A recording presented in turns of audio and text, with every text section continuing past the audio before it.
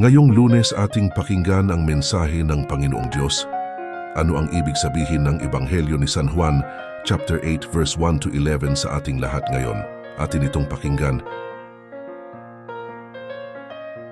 Ang Ebanghelyo ni San Juan ay ang kwento ng pagtuturo ni Jesus sa mga tao patungkol sa pagpapatawad at pagmamahal. Sa kwentong ito, may isang babae na nahuli sa pangangalo niya at dinala sa harapan ni Jesus ng mga guro ng kautusan at mga Fariseo upang subukin siya. Ngunit sa halip na hatulan ng babae, si Jesus ay nagpahayag ng kasabihan na ang hindi may kasalanan sa inyo ay siya ang unang bumato sa kanya. Ipinakita ni Jesus sa mga tao na walang taong perpekto at lahat ay nangangailangan ng kapatawaran at pagmamahal.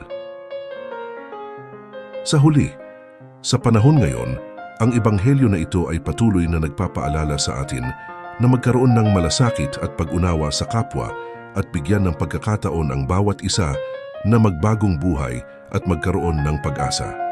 Ito rin ay nagpapaalala sa atin na ang pagpapatawad at pagmamahal ay mahalaga sa pagtahak ng ating mga relasyon sa isa't isa.